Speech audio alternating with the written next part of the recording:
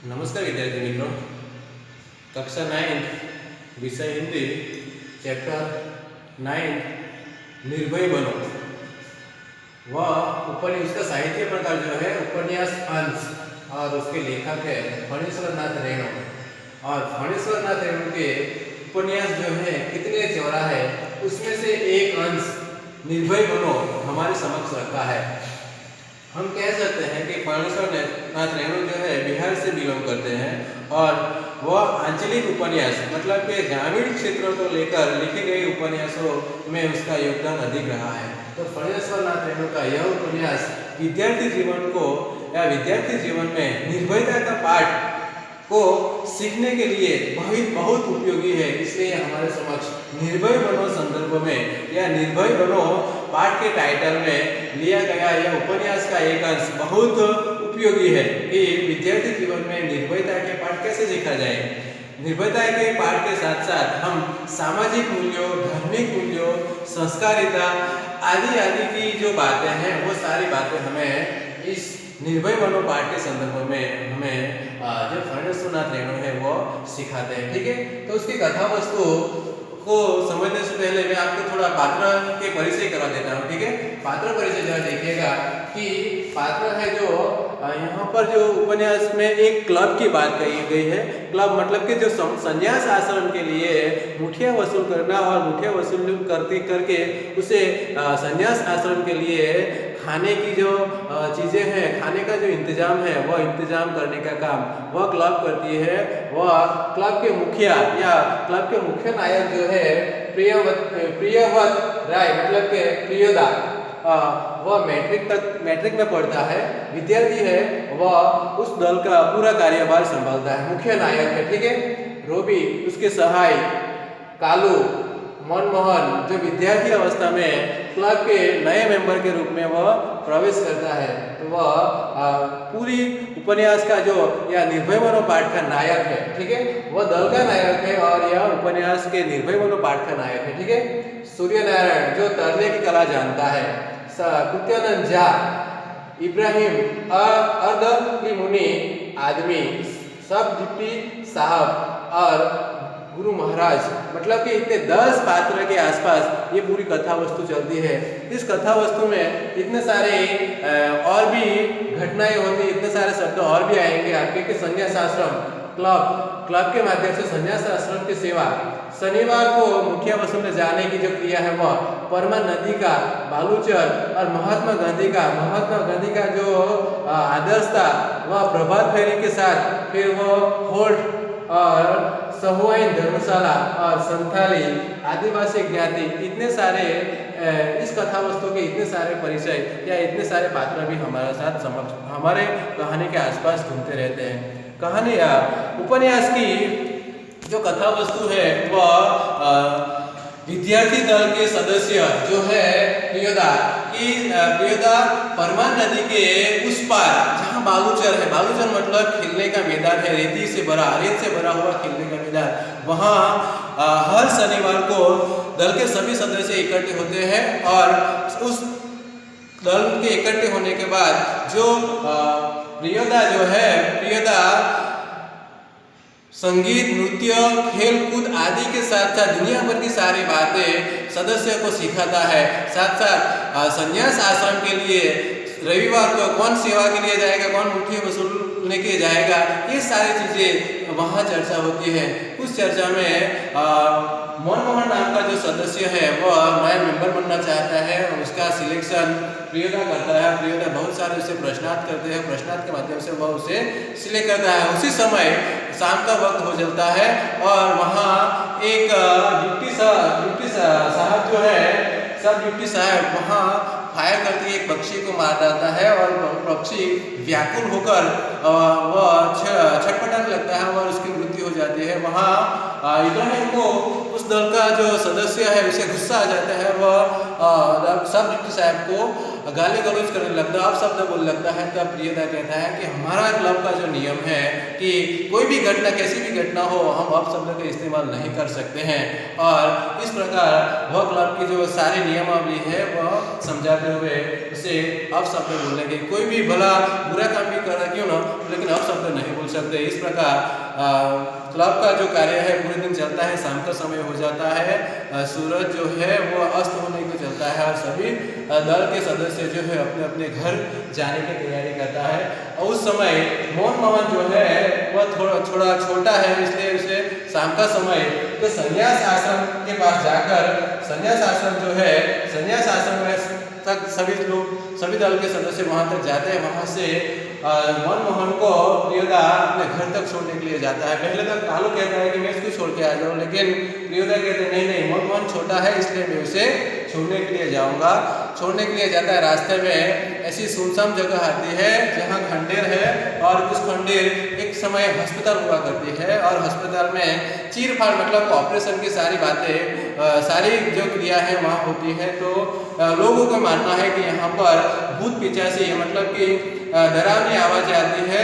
मोहन जो है वो डर जाता है। प्रियदा कहता है कि डरने की कोई बात नहीं है, वह भूत पिचासी जो है वह संथालियों की तरह, मतलब कि संथाली एक आदिवासी ज्ञाति है, वह जिस प्रकार अपने आदिवासी नृत्यों में ग्रुप बनाकर डांस करते हैं या नृत्य करते हैं, उसी तरह भूत पिचासी यहाँ पर रात को किल किल करते हैं। ऐसी बातें प्रियदा से सुनकर मोहन से डर जाता है, लेकिन मोहन को आत्मविश्वास में लेकर उसे निर्भयता का पाठ सिखाते हुए प्रियदा कहते हैं कि जो देश का काम करने वाला और जो देश का काम करने वाला है वो तो खुद भूत होता है, उसे भूत पिचासी कुछ असर नहीं करते। मतलब कि जो देश की सेवा के लिए करता है, लोगों की सेवा के लिए कार्य करता है, उसे कोई भूत उसे परेशान नहीं कर सकता। इस प्रकार हमारा उपन्यास का जो अंतिम अंश जो है वहाँ समाप्त होता है। और इस प्रकार हमारी कथा वस्तु यहाँ पर जो केंद्रवती विचार है, केंद्रवती विचार यह है कि हमें सामाजिक मूल्यों के साथ साथ विद्यार्थी जीवन में निर्भयता के पाठ कैसे सीखा जाए, यह सारी बातें हमें फणेश्वर नाथ रेणु निर्भय बनो पाठ के माध्यम से हमारे समक्ष रखे हुए हैं। तो विद्यार्थी मित्रों, हम पाठ की शुरुआत करते हैं। ठीक है, पाठ है 9th निर्भय बनो, उसके लेखक है फणेश्वर नाथ रेणु। पहला ही शब्द है प्रियदा। प्रियव्रत राय मैट्रिक में पढ़ता है। प्रियदा जो है मैट्रिक की पढ़ाई कर रहा है। स्कूल के सभी लड़के और मास्टर उनको प्यार करते हैं, मतलब कि स्कूल में भी इतना लोकप्रिय है, उसके टीचर, उसके मास्टर जो है वो भी प्रियदा को बहुत चाहते हैं। क्यों? क्योंकि उसका कार्य ही सेवा का कार्य है। क्योंकि वह स्कूल की पढ़ाई के साथ साथ सेवा का कार्य भी कर रहा है, निर्भयता का पाठ भी लोगों को सिखा रहा है। इसलिए वह विद्यार्थी अवस्था में विद्यार्थियों के साथ साथ शिक्षकों या मास्टर में भी बहुत लोकप्रिय है। स्कूल ही नहीं, उसे छोटे से कस्बे में उसको प्राय सभी जानते हैं। स्कूल के साथ साथ कस्बा मतलब गांव के सभी लोग उसे अच्छी तरह से जानते हैं। हर रविवार की सुबह बगल में झोली लटकाकर, झोली भिक्षामदेही या भिक्षा मांगने की जो कला है, उसमें जो झोली का कार्य है, वह झोली लेकर वह हर रविवार को भिक्षा, संन्यास आश्रम के लिए भिक्षा मांगवा माटे या भिक्षा प्राप्त करने के लिए जाते हैं। इसलिए हर रविवार को सुबह बगल में झोली लटकाकर संन्यास आश्रम के लिए मुठिया वसूलने निकलता है। मुठिया वसूलना, मुठिया मतलब अनाज, कि संन्यास आश्रम मतलब कि संसार को त्याग कर संन्यास जीवन जीने वाले लोगों की सेवा के लिए, लोगों के खाने की व्यवस्था के लिए मुठिया वसूलना, घर घर जाकर अनाज को प्राप्त करना और वही अनाज संन्यास आश्रम के लिए लोगों को खाने के लिए इस्तेमाल करना। इसलिए कहा गया है कि मुठिया वसूल है, मतलब कि कुछ मांगने, अनाज मांगने। कभी अकेला, क्यारेक एकलो पड़ जाए, कभी अकेला, कभी साथियों के साथ, कभी अपने साथियों को लेकर भी वह मुठिया वसूलने जाता था। स्कूल का कोई छात्र या शिक्षक बीमार पड़ा कि प्रियदा अपने टोली के साथ उसके घर पर हाजिर। अगर स्कूल का कोई विद्यार्थी या शिक्षक बीमार हो जाए तो प्रियदा जो है अपनी टोली के साथ उस विद्यार्थी या उस शिक्षक की सेवा करने के लिए वह पहुंच जाता था।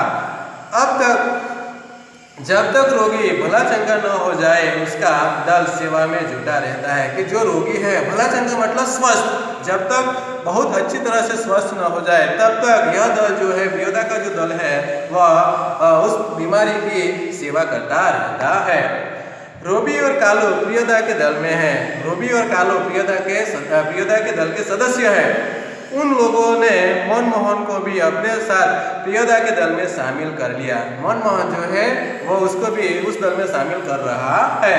पर उसकी क्रिया है, देखो, हर शनिवार को परमान के उस पार, परमान जो है वह एक नदी का नाम है, उस पर परमान नदी के उस पार बालूचर मतलब रेती का वह मैदान जहाँ खेलने कूदने के लिए बहुत मजा आए, ऐसी व्यवस्था या बालूचर कह सकते हैं हम। बालूचर पर प्रियोदा के दल के सदस्य स्कूल की छुट्टी के बाद जमा होते हैं। स्कूल छुट्टी के बाद बालूचर पर प्रियोदा के दल के सभी सदस्य वहाँ पर इकट्ठे होकर क्या करते हैं, खेल कूद गाने बजाने के अलावा प्रियोदा दुनिया भर की खबर सुनाता है। भाई खेलकूद होता था वहाँ परमान नदी के उस पर बालूचर में, गाने बजाने होते हैं और गाने बजाने के साथ साथ दुनिया भर की सारी बातें प्रियोदा वो अपने दल को करता था। रविवार का प्रोग्राम तय करते हैं। उस दिन शनिवार को ही वह रविवार के लिए कौन मुठिया वसूलने जाएगा, कौन बीमार की सेवा करने, सारी डिटेल्स की चर्चा होती थी। किस मोहल्ले में, मोहल्ला मतलब गली, किस मोहल्ले में कौन जाएगा मुठिया वसूलने, कि किस मोहल्ले में कौन मुठिया वसूलने के लिए जाएगा वो भी उस टाइम ही तय होता था। किस बीमार की सेवा करने कौन कौन जाएगा, कोई बीमार व्यक्ति है तो उसकी सेवा करने के लिए कौन कौन लोग जाएंगे, उसी की सारी चर्चा वहाँ होती थी। उस दिन मनमोहन का परिचय देते हुए कालू ने कहा, प्रियोदा यह मनमोहन खूब तेज लड़का है, क्लब का सदस्य होना चाहता है। मनमोहन का क्लब में शामिल करने के लिए प्रियोदा के सामने कालू रिक्वेस्ट रखता है कि यह लड़का जो है मनमोहन बहुत तेज है, वह दल का या क्लब मतलब कि सेवा कार्य करने वाली ऐसे संगठन, इसे क्लब कह सकते हैं हम। प्रियोदा ने मनमोहन को सिर से पैर तक देखकर पूछा, पहला तो ऑब्जर्वेशन किया मनमोहन का, फिर पूछा, क्या पूछा देखो, भारतवर्ष के एक ऐसे आदमी का नाम लो जिससे लोग भगवान का अवतार समझते हैं। प्रश्न था कि भारतवर्ष के कोई ऐसे आदमी का नाम लो जिसे भगवान समझते हैं। तुरंत ही मनमोहन ने कहा महात्मा गांधी। भाई महात्मा गांधी का जो कार्य था वह समाज सेवा के साथ बहुत सारी चीजें जुड़ी हुई थी, इसलिए आज भी हम कह सकते हैं कि महात्मा गांधी का जो कार्य है वह ईश्वरीय कार्य, भगवान का कार्य। तो मनमोहन भी कह रहे हैं कि अगर कोई ऐसा ईश्वरीय भगवान का कार्य करने वाला कोई सदस्य है तो वह महात्मा गांधी। ठीक है, तुम पढ़ लिख कर क्या बनना चाहते हो? प्रियोदा का दूसरा सवाल क्या था, पढ़ लिख कर क्या बनना चाहते हो? मनमोहन ने चुप रहा, फिर बोला वकील। पहले तो चुप हो गया, फिर आंसर दिया मैं वकील बनना चाहता हूँ। सभी ठठार कर हंसे। ठठार कर हंसना बहुत जोर जोर से सब लोग हंसने लगे, लेकिन प्रियोदा गंभीर ही रहे। प्रियोदा दल का सदस्य है, उसके पास मैच्योरिटी है, परिपक्वता है, इसलिए वह गंभीर स्वर में वह चुप रहा। ठीक है, बीमार लोगों की सेवा करना जानते हो? तीसरा सवाल, कि आप मनमोहन सिंह बीमार लोगों की सेवा करना चाहते हो? सीख लेंगे। मनमोहन ने आंसर दिया, जवाब दिया, सीख लेंगे। शाबाश। यदि रोगी हैजा से पीड़ित हो, हैजा मतलब कोलेरा मतलब कि झाड़ा उल्टी की समस्या, अगर यह जब उपन्यास लिखा गया उस समय हैजे की बीमारी, कोलेरा की बीमारी आज हमारे कोरोना बीमारी जैसी थी कि उस समय अगर कोलेरा हो गया तो समझो मौत तय है। तो यहाँ पर जो मनमोहन जी को कहा यदि रोगी को हैजा से पीड़ित हो, कि मनमोहन को कहा गया अगर कोई रोगी को हैजा हो गया तो आप क्या करेंगे?